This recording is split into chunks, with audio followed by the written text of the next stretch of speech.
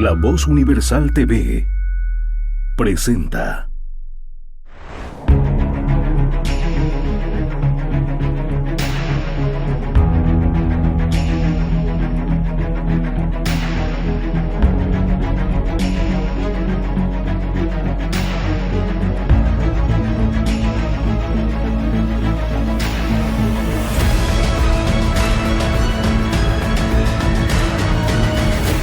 El Laberinto con Andrés Canseco.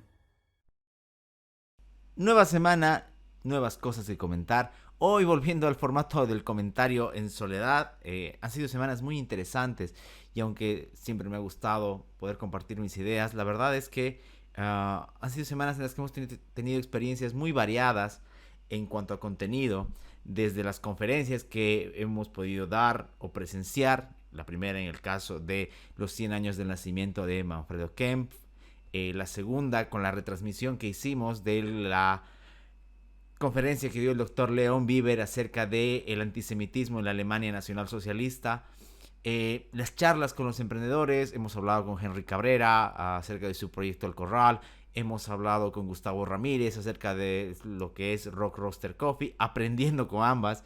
También hemos hablado de restauración de autos. Han sido semanas en las que hemos tratado de abrir también ese espacio. Y la verdad es que no se puede más que agradecer a la gente que nos presta su tiempo para aquello y que comparte su experiencia a través de la cual aprendemos mucho. Hablaba con otra persona también, con Rolando Schrupp, que también hemos hablado acerca del tema de urbanismo y del tema del transporte y tráfico, ya fuera de la cámara, y hablábamos sobre el ímpetu del emprendedor y decíamos cómo de afuera se pueden ver tan simples las cosas. ¿Cómo se puede pensar que alguien solo vende algo o que solo prepara algo? Cuando la verdad es que es muy, muy complicado. Y justamente sobre eso vamos a comentar en nuestro primer bloque, pero no sin antes invitarlos a que nos sigan en nuestras redes sociales. Cada vez vamos creciendo, cada vez somos, no debo decir somos más porque eso suena muy feo, pero sí estamos sumando gente tanto en Instagram, en YouTube, en Facebook como en el podcast de Spotify. Así que los invito a que nos sigan en aquellos. Empezamos entonces el programa. Mencionaba hace rato y hacía la introducción a la que no podía resistir acerca de lo que significa emprender. Es cierto que el emprendedor en cualquier parte del mundo se enfrenta a la incertidumbre, se enfrenta a la inseguridad, en el sentido de que no todo cuanto deseamos, no todo cuanto anhelamos va a ser exitoso.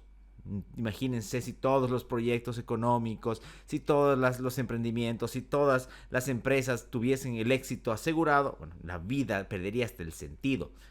Sin embargo, lo que sí espera un emprendedor es, si no es el apoyo del prójimo y mucho menos del Estado, sí al menos que la molestia, que la capacidad de estorbar y de ponerle trabas a su vida y a sus sueños y proyectos cada vez sea menor.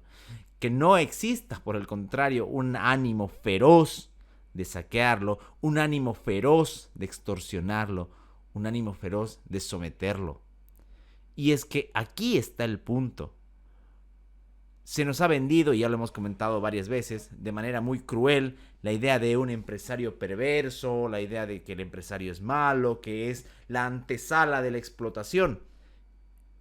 Y se nos olvida, o se les olvida muy convenientemente a algunos, que por el contrario, quien ostenta el poder político, quien ostenta el poder del uso de la fuerza legítima, entre comillas, es quien de verdad tiene la cancha prácticamente libre y el cheque en blanco para abusar.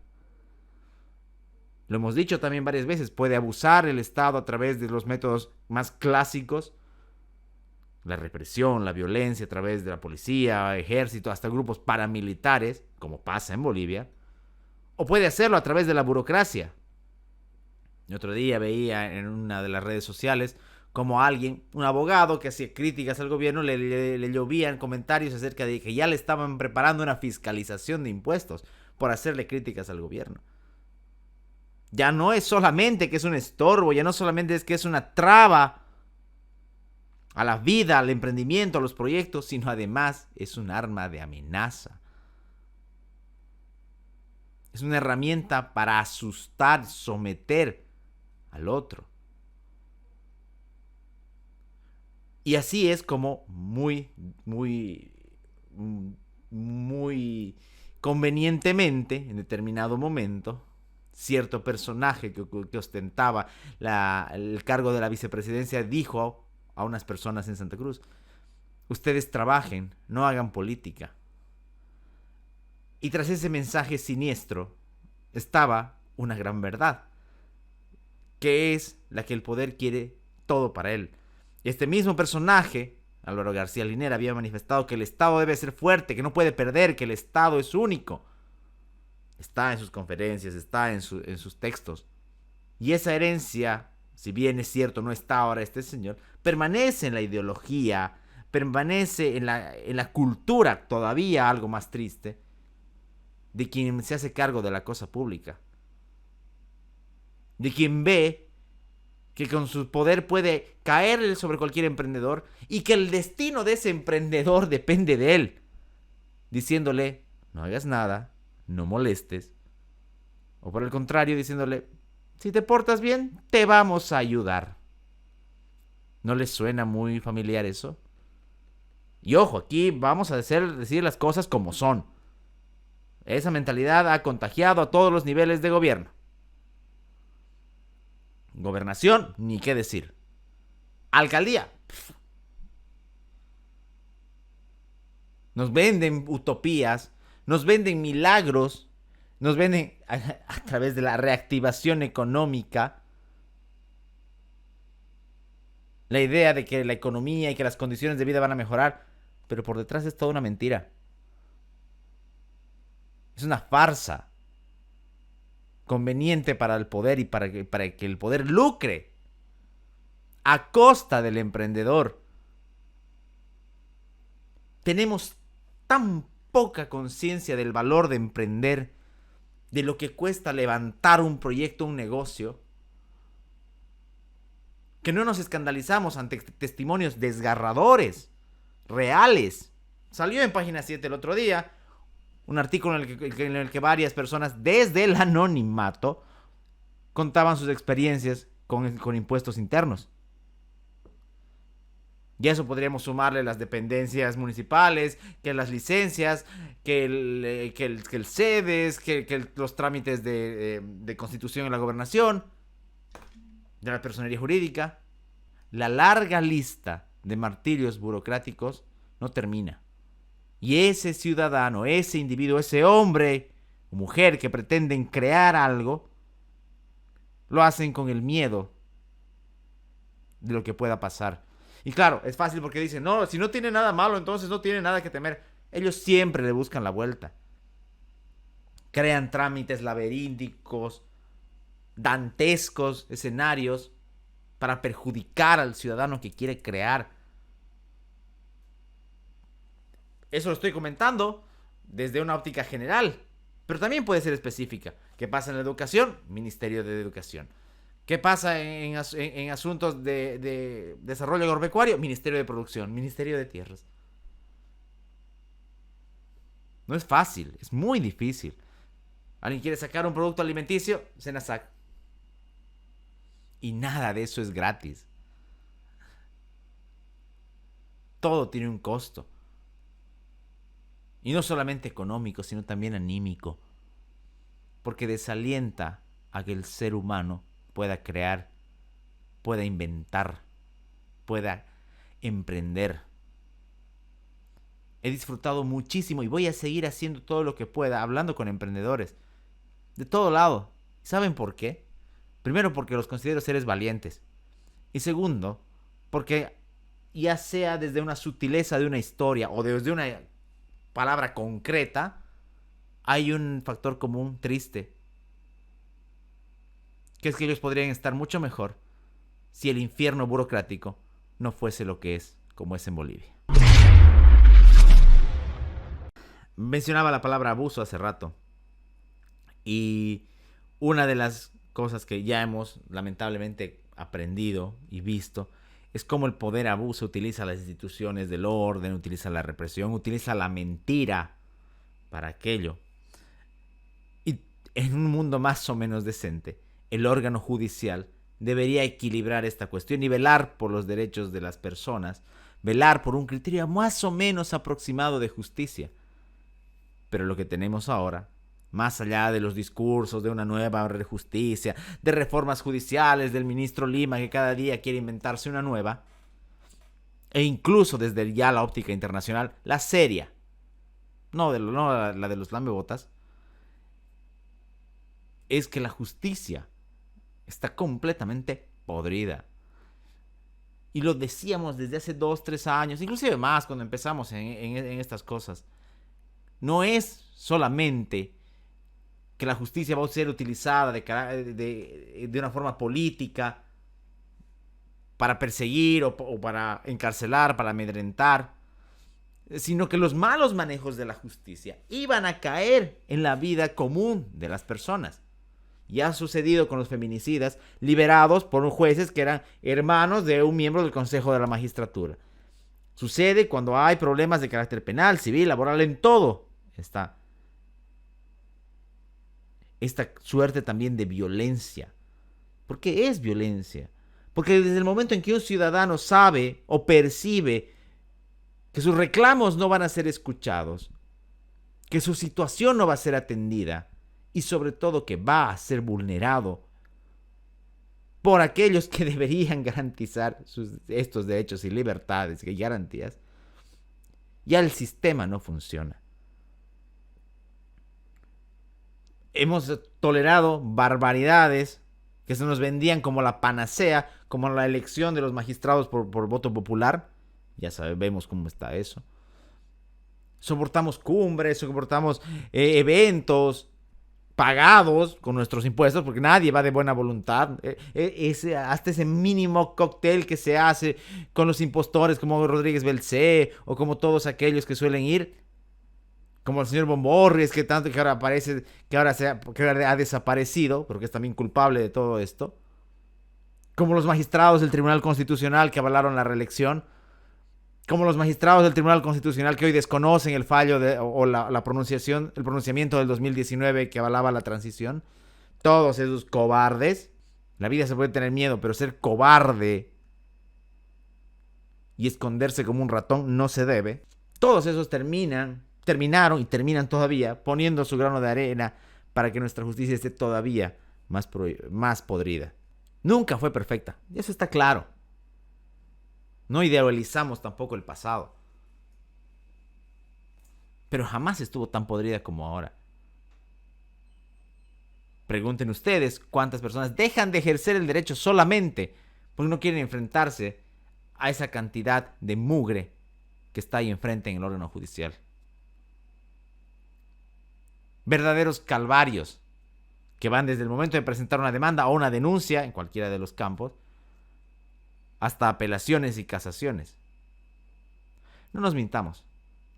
La justicia, si bien es cierto, debió haber sido una de las cosas que se pudo haber reformado en su debido momento, fue siempre uno de los botines del poder azul para asegurar no solamente a quienes avalen una reelección, sino también para perseguir y para entorpecer la mínima decencia que debería acompañar nuestros días.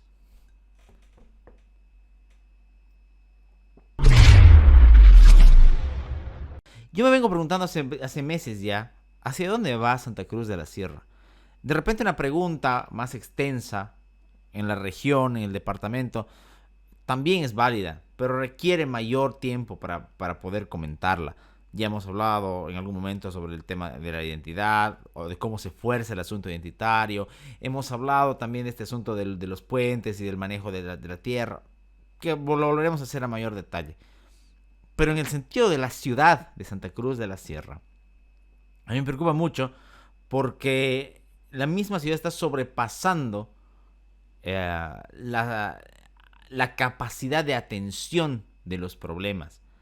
En una visión centralizada, en una visión soberbia de quienes la manejan, no hay una buena gestión. Alguien me decía el otro día, no, pero es que con la arquitecta Sosa, con Santa Cruz para Todos, estábamos peor. Ok, y de verdad hay que compararse con Santa Cruz para Todos. O sea, porque fue nefasto y esto tiene que ser menos nefasto. Se vendieron promesas absurdas durante la época de campañas. Que tablets, que piscinas, que parques acuáticos, etcétera, etcétera. Y la gente absurdamente creyó. Y creyó, y digo inocente y absurdamente, porque depositó su voto por ese tipo de cosas. Y también por un manejo populista de Johnny Fernández, eso está claro. Y al parecer, los problemas de corrupción, de mal manejo, de indecencia de los secretarios municipales, que cada 2 semanas creo que terminan saliendo, y el hecho de haber sido parte de la antigua administración, porque fueron parte, ya sabemos cómo se reparten las cosas en el consejo, no somos tontos, no somos boludos, sabemos que los concejales cotean puestos en secretaría, sabemos todo, y no se hagan a los inocentes. Ni el actual alcalde que era concejal, ni tampoco los concejales que ahora haciendo TikToks creen que van a ser oposición. Pues ellos también tuvieron su tiempo antes. Sabemos muy bien cómo se maneja esto. Y lo triste y verdaderamente desilusionante es que no tenemos la posibilidad, al parecer, de aspirar a algo mejor.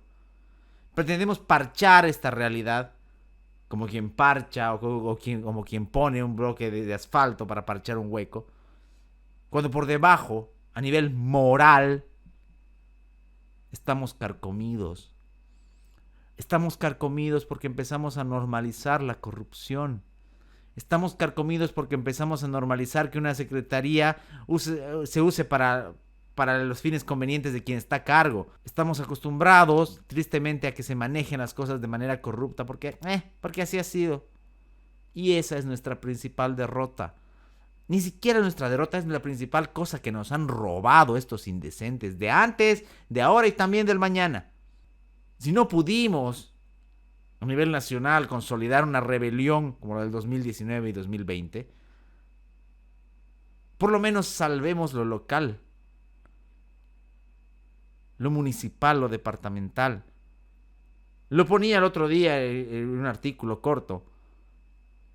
Que ahora sean tan malos los manejos de la gestión municipal y departamental, tampoco debe hacer que pensemos que los anteriores, Costas y Costas y Percy, eran ideales. Por supuesto que no. Tienen muchísimos pecados, porque su mal manejo ha sido parte de lo que ha engendrado este presente. Así que no se laven las manos tampoco. Tenemos todavía una recontra larguísima lucha por recuperar la decencia y la calidad moral. No en toda la sociedad, eso es mentira. Pero nosotros como individuos, como seres críticos, sí. Como seres que no aceptamos presiones, como seres que no aceptamos prebendas. Quien emprende, quien trabaja, quien labora, quien enseña por su cuenta y no dependen del logro filantrópico, aunque se vista bonito, o aunque hable suavito, o aunque quiera parecer nuestro amigo ese demonio llamado Estado. Hay todavía mucho que recuperar en ese aspecto.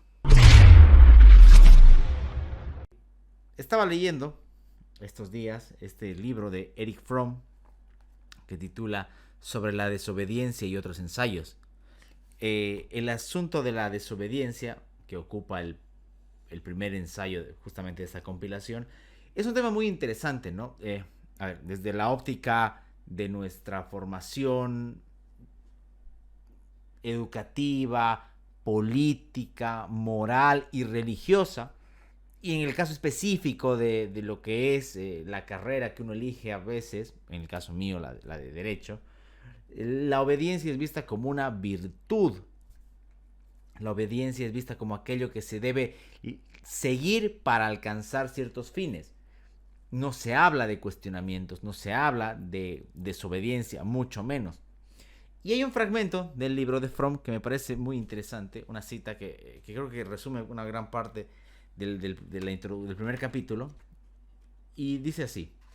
Dice Fromm: también debe despreciarse, por otra parte, la afirmación de que la obediencia a otra persona es ipso facto sumisión, distinguiendo la autoridad irracional de la autoridad racional. Un ejemplo de autoridad racional es la relación que existe entre el alumno y maestro. Uno de autoridad irracional es la relación entre esclavo y dueño. Si hablamos de que la obediencia puede entenderse entonces desde una óptica racional e irracional, valdría la pena que nos preguntemos nosotros cuál es la que seguimos en nuestra sociedad. ¿Qué es lo que se nos inculca? Seguramente es la primera, bueno dicho, pues seguramente es la segunda, la irracional, porque poco, como lo decía hace rato, se nos inculca acerca de cuestionar algo. Y no se trata, por supuesto, de ir por la vida generando una desobediencia completa o irrespetando las normas solo porque sí, solo por antojo, sino más bien de entender racionalmente por qué obedecemos. Y este acto viene precedido de un cuestionamiento a esa autoridad constante, a esa norma, y hasta de una pregunta, es decir, ¿por qué no paso en rojo? No paso en rojo porque eso me puede generar un accidente y puedo dañarme o puedo dañar a otra persona. Ese ejercicio que parece tan simple, no lo hacemos en nuestra vida, mucho menos en nuestra relación con el poder. El poder nos pide sumisión, es una autoridad irracional con la que convivimos hoy, como la del esclavo y del amo que detalla Fromm.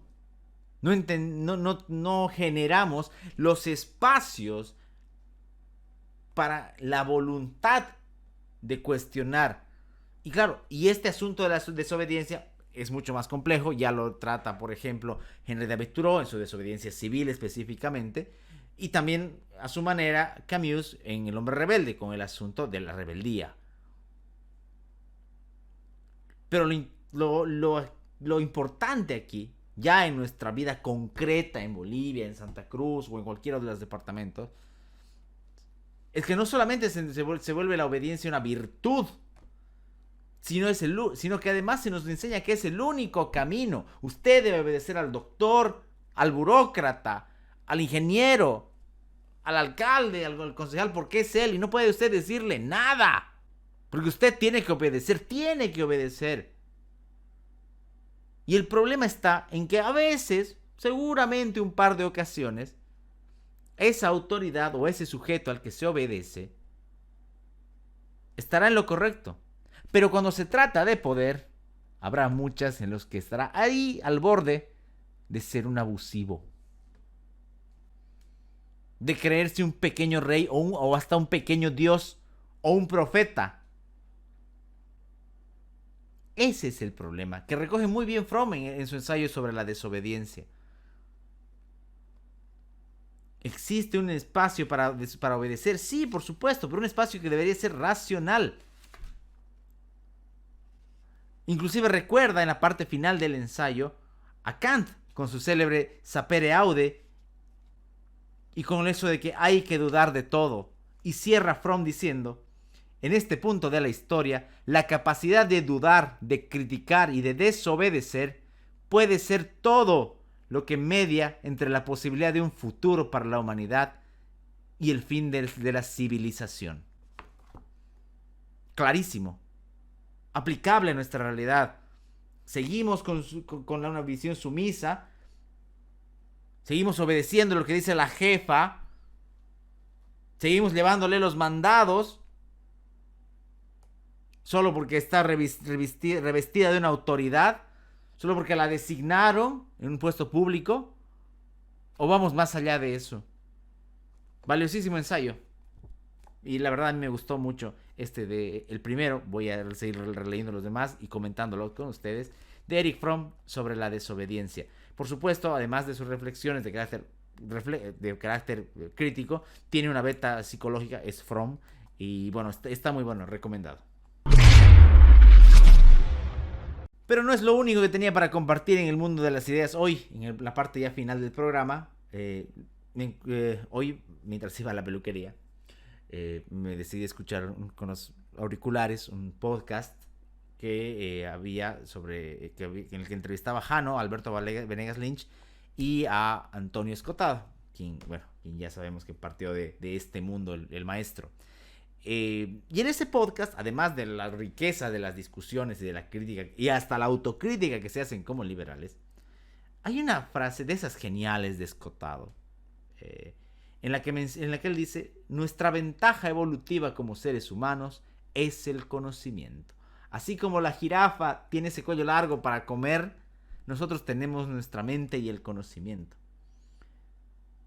Y termina siendo tan interesante esta frase, de repente no tan novedosa, pero sí muy interesante por cómo se puede entender, o cómo podríamos o deberíamos entender que el ser humano le da la espalda a ese conocimiento.